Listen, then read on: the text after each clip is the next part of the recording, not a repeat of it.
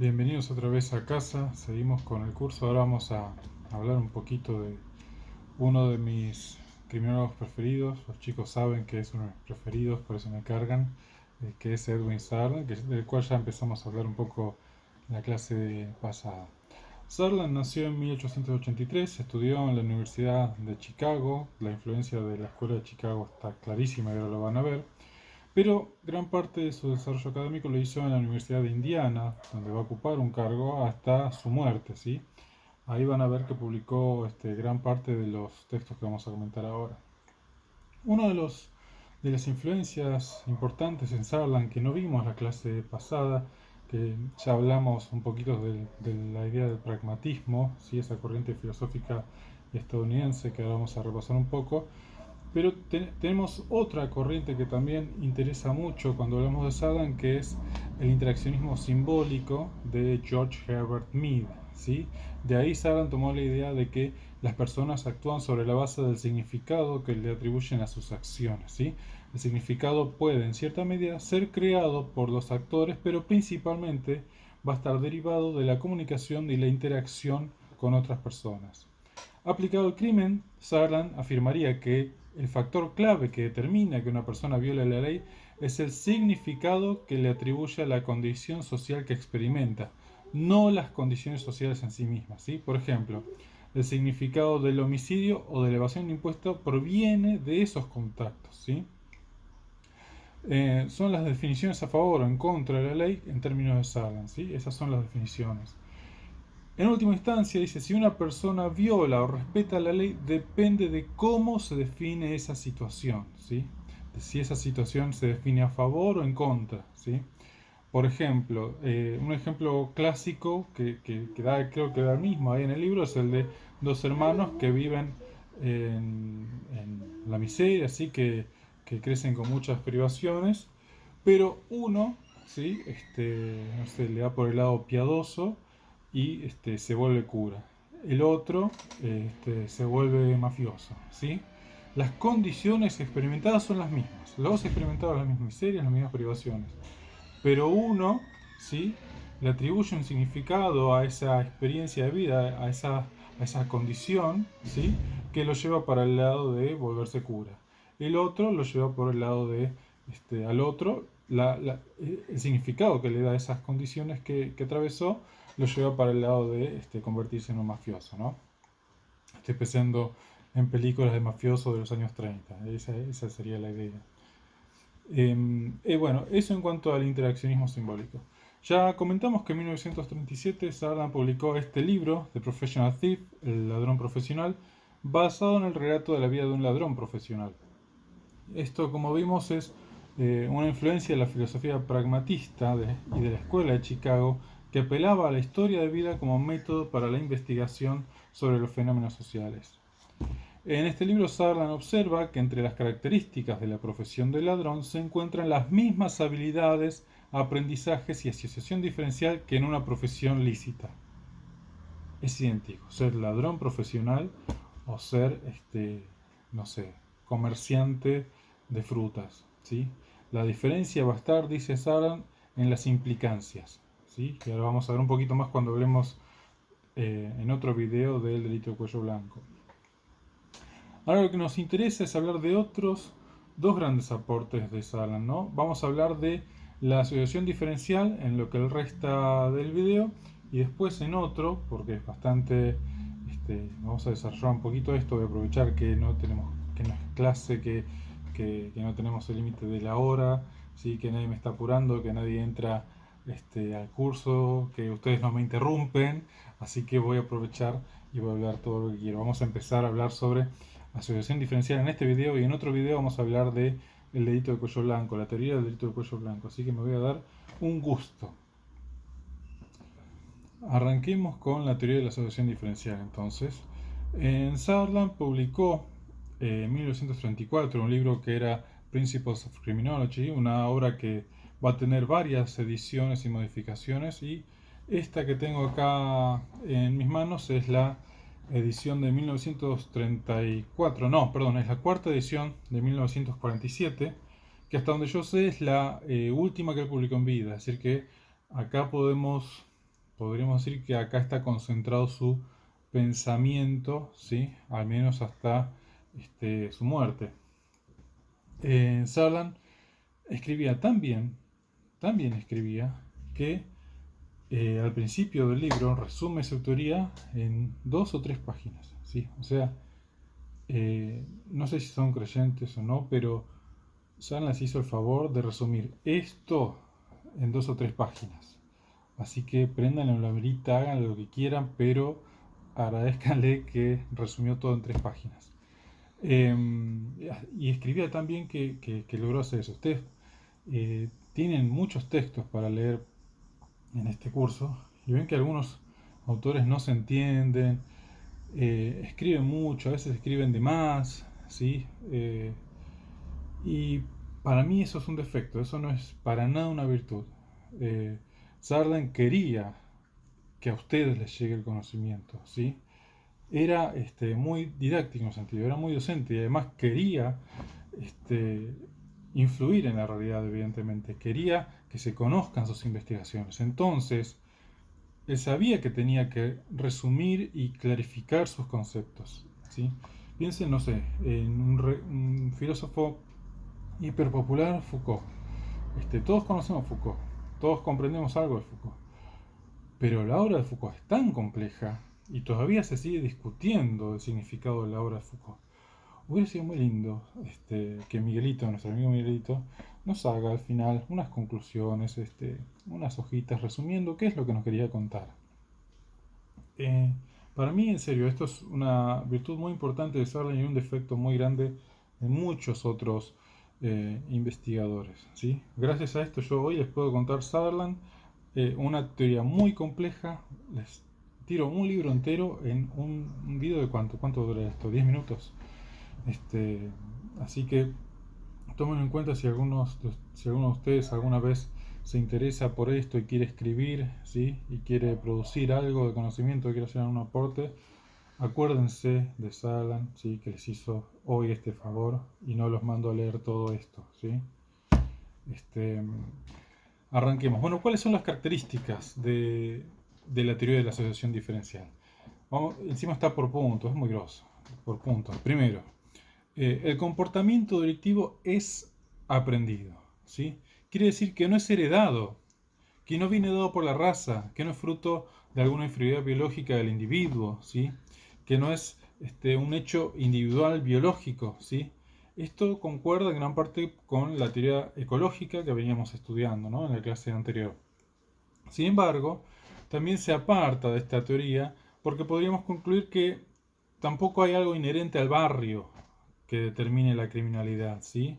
Se aprende, son conductas que se aprenden, no hay algo en el barrio, en esa zona 2, ¿se acuerdan? La zona 2 de transición, no pasa por ahí, no es el hábitat, sino que es una conducta que se aprende, ¿sí?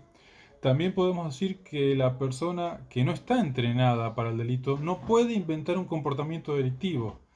Es decir, si yo no sé qué es un cheque, no me manejo con cheques, difícilmente invente yo el delito de librar cheques sin fondos, ¿sí?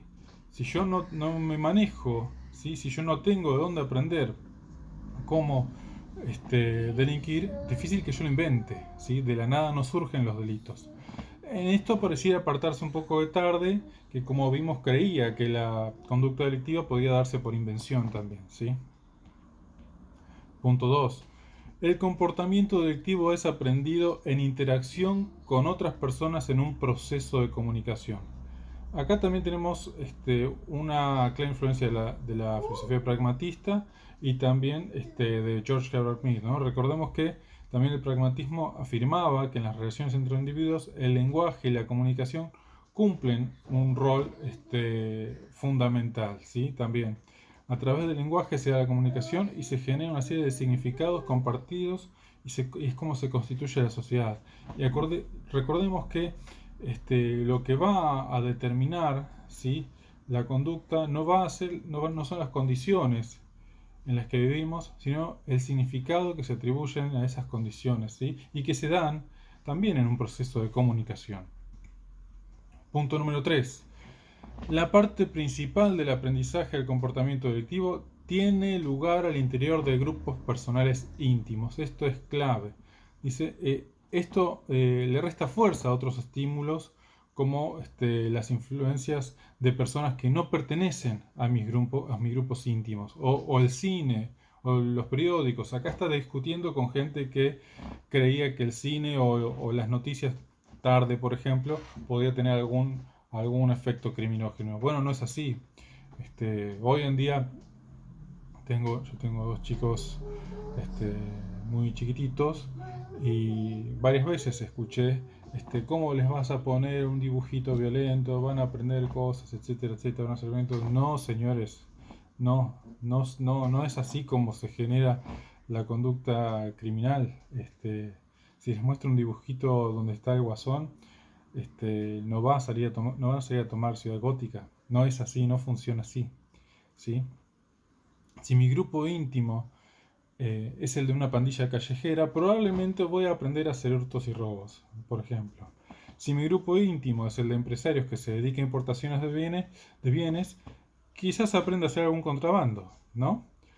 Pero el pandillero no puede aprender a hacer contrabandos, ni el contrabandista va a saber cómo hacer un arrebato en la plaza, porque ninguno pudo aprender las técnicas para hacerlo, ¿sí? Acá sí se ve la influencia de Tarde, que entendía que la imitación se daba en primer lugar por la cercanía, ¿sí?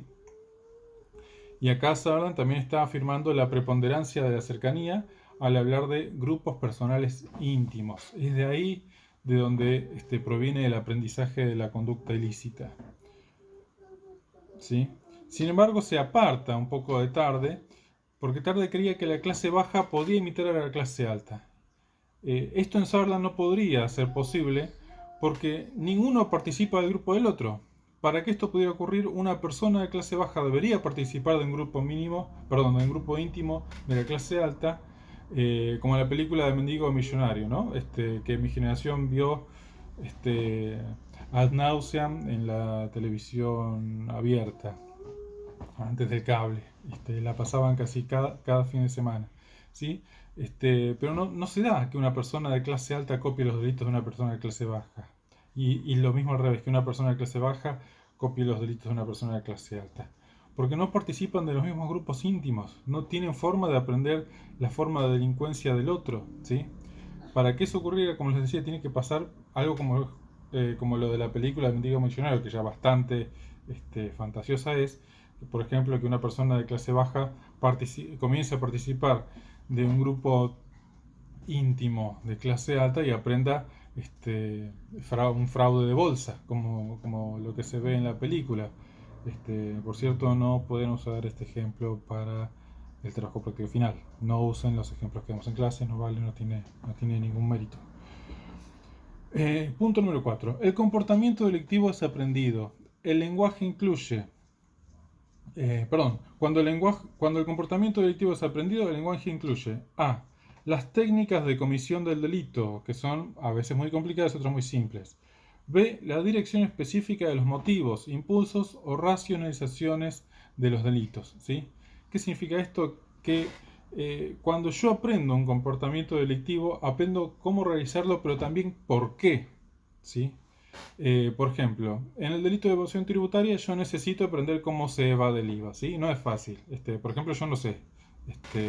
Más o menos me doy una idea por la lectura de los expedientes que tenemos a diario, pero si quisiera hacerlo seguramente me sale mal.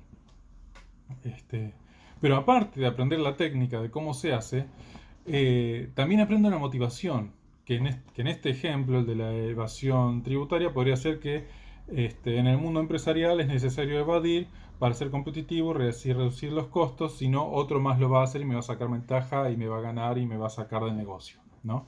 Ese podría ser el motivo, ¿no? Yo participo de un grupo de empresarios, ¿sí? que vendemos nuestros productos y entre nosotros está claro, afirmamos que para poder competir, bueno, tengo que evadir impuestos, tengo que evadir algo, ¿sí? Porque si no el de más allá lo va a hacer y va a obtener mejores ganancias y va a ser más competitivo y entonces a mí me va a sacar de negocio, ¿sí? Voy a quedar afuera, no voy a poder competir, ¿sí? Eso sería un motivo, o sea, yo aprendo cómo cometer el delito, la técnica, ¿sí? Que en este caso es compleja, Sutherland dice, a veces es compleja, a veces es más fácil, pero también el motivo, ¿por qué necesito hacerlo? ¿Por qué necesito? ¿Cómo justifico esa conducta? Número 5. La dirección específica de los motivos e impulsos es aprendida a partir de definiciones favorables y desfavorables a los códigos legales. Esto significa que los contactos dentro del grupo íntimo no son unívocos, ¿sí? No siempre tengo contactos en el mismo sentido, sino que esto puede dar lugar a definiciones en favor y en contra de la violación de la ley. Generalmente, por ejemplo, dentro de la familia, las definiciones van a ser en contra de la violación de la ley, que no es exactamente lo que me pasaba en mi familia, pero es otro tema, otra historia. En la pandilla de la esquina es probable que las definiciones sean a favor de la violación de la ley. Entonces, si yo me manejo, por ejemplo, volviendo al ejemplo del grupo de empresarios que evade impuestos, es probable que reciba definiciones en favor de la violación de la ley penal económica, ¿sí? Número 6. Una persona deviene delincuente a causa de un exceso en las definiciones favorables a la violación del derecho por sobre definiciones desfavorables a la violación del derecho. Este es el principio de la asociación diferencial, ¿sí? Se refiere tanto a asociaciones a favor como en contra del delito y tiene que ver con fuerzas que actúan en oposición unas contra otras. Cuando las personas se vuelven delincuentes, dice Sutherland, lo hacen a causa de contactos con modelos delictivos y también a causa de aislamiento con relación a patrones antidelictivos, ¿sí? Tengo demasiados contactos con un modelo delictivo y estoy aislado, no tengo tantos contactos con grupos en los cuales hay definiciones en favor del respeto a la norma, ¿sí? Además, ¿qué significa? Que un simple contacto con definiciones en favor de la violación de la ley no basta para que una persona devenga delincuente, sino que será necesario un exceso en esas definiciones. Es decir, que si yo tengo un amigo punguista, al cual veo cada tanto, eso no me va a volver punguista a mí, ¿sí? Aunque haga apología de esa forma de delincuencia. Ahora, si mis mejores amigos con los que me veo todos los fines de semana en el pool son todos pungas y se la pasan hablando de las ventajas que tiene apropiarse la billetera de la gente en el colectivo, y hay muchas más chances de que yo también me vuelva punguista, ¿sí? Esto de vuelta para descartar esa idea de que si vos hablás con un delincuente, ya casi que te volvés delincuente de manera mágica. No, no funciona así. La delincuencia no funciona así. 7. Decía, las asociaciones diferenciales pueden variar en frecuencia, duración, prioridad e intensidad. La prioridad es considerada importante en el sentido de que el comportamiento respetuoso del derecho desarrollado en la primera infancia puede persistir a lo largo de la vida, ¿sí? Esto es prioridad. Si yo de chiquito tuve definiciones en favor del respeto de la ley, bueno, por tener prioridad, por haber tenido prioridad esa definición, quizás se mantenga. Pero Sutherland se agarra y dice que esta tendencia, sin embargo, no ha sido adecuadamente demostrada, dice, ¿sí? Así que quizás esto no funciona así, quizás lo de la prioridad lo dejamos ahí, lo dejo picando y veremos después si funciona así, no está muy seguro. La importancia de la duración está clara, ¿no? Si estoy sometido a constantes definiciones en favor de la ley por un largo periodo de tiempo, bueno, es probable que sea más respetuoso de la ley. Ahora, si estoy sometido constantemente a definiciones en favor de la violación de la ley por un largo periodo de tiempo, hay más chances de que me vuelva delincuente. Lo mismo pasa con la frecuencia, ¿sí? Ya no es tanto por la duración, sino por la frecuencia, todo el tiempo un poquito, ¿no? La intensidad no está definida precisamente, pero tiene que ver con cosas tales como el prestigio de la fuente de un patrón delictivo o antidelictivo y con las reacciones emocionales relacionadas con esas asociaciones. Por ejemplo, si yo le doy mucha importancia a lo que me dice mi padre, probablemente sus definiciones en favor o en contra de la ley sean más determinantes que las de alguien a quien no le doy importancia, ¿sí? O si tengo un amigo que para mí tiene más prestigio que mi padre, probablemente lo escuche más a él e ignore los consejos de mi padre, ¿no? Un ejemplo clásico se ve en la película A Bronx Tale, creo que acá lo llaman Una luz en el infierno. Ahí De Niro hace de un chofer de colectivo que intenta educar a su hijo en valores de esfuerzo, de trabajo, sacrificio, ¿sí? Ganarse el dinero con el sudor de la frente, etcétera, etcétera. Eh, y también le quiere además pasar su amor por el béisbol, ¿no? De Niro amaba el béisbol, lo lleva a ver partidos, le enseña a los jugadores, etcétera, etcétera. Y el pibe va tomando todo eso. Pero en un momento empieza a juntarse con el mafioso del barrio, admira al líder de esa banda porque ve que todos lo respetan ahí, que vive con lujo, etcétera, etcétera. Y el capo lo toma, ¿sí? Lo ingresa a ese grupo íntimo y le empieza a transmitir valores opuestos a los del padre. Le dice que el trabajador es un tonto, es un idiota, que había que ganar guita rápido, que los jugadores de béisbol no se preocupan por él, así que él, ¿por qué se va a preocupar por los valores, por los jugadores de béisbol? Este último argumento a mí me convenció. Me acuerdo cuando vi la película adolescente, ese argumento me convenció. Digo, ¿qué me importa Messi? Diría hoy. A Messi no le importa para nada yo. Diferente si es, no sé, alguien que trasciende, ¿no? El deporte, no sé, Fangio, que está muchísimo más allá de ser un gran piloto de Fórmula 1. Pero bueno, este, número 8. El proceso de aprendizaje del comportamiento delictivo por asociación con patrones delictivos y antes delictivos involucra todos los mecanismos que están involucrados en cualquier otro aprendizaje. Es decir, acá se aparta un poquito de tarde, lo que nos dice Sutherland es la cuestión no se limita a la imitación, ¿sí? Puedo aprender el comportamiento delictivo de cualquier manera, de la misma manera que aprendo cualquier cosa, de la misma manera que no sé, que aprendo a leer, que aprendo a andar en bici, que aprendo, no sé, a cómo vestirme, que aprendo a cómo hablar, etcétera, etcétera. Por las mismas vías que aprendo cualquier otro comportamiento, de la misma manera aprendo a delinquir, ¿sí? No está limitado a una forma de aprendizaje, es decir, no se limita a la imitación. Número 9. El comportamiento delictivo es una expresión de necesidades y valores generales. No es explicado por esas necesidades y valores generales, dado que la conducta no es delictiva en una expresión de las mismas necesidades y valores. ¿Qué significa esto? Es un poquito un trabalengua. Lo que dice es que los ladrones, por lo general, roban para ganar dinero, pero también los trabajadores honestos desarrollan su actividad para ganar dinero, ¿sí? Dice, los intentos de muchos autores de explicar el comportamiento delictivo por referencia a impulsos y valores generales, tales como principio de felicidad, la consecución de estatus social, motivos vinculados con el dinero o la frustración, son fútiles, no sirven para explicar la conducta delictiva o respetuosa a la ley. ¿Por qué? Porque tanto el trabajador honesto como el delincuente quiere dinero, quiere felicidad, quiere comodidad, ¿sí? Quiere adquirir bienes y servicios, ¿sí? Quiere pasar una vida mejor. Entonces, por ese lado no voy a explicar mucho. Sí, acá pareciera que este, pareciera ser una crítica a Merton, ¿no? Pero ya vamos a hablar de Merton y los problemas. Eh, Después, por último, comenta Sagan, dice, el término desorganización social no es enteramente satisfactorio y parece preferible sustituirlo por el término organización social diferencial, ¿sí? ¿Por qué? Porque no es que hay falta de valores, ¿sí? O que no puede establecerse un patrón de valores estables. No, no, no. Hay valores, solo que no están orientados hacia el respeto de la ley. Hay valores y hay una organización muy clara, solo que no está dirigido en el mismo sentido que el de la sociedad dominante, por decirlo de alguna forma.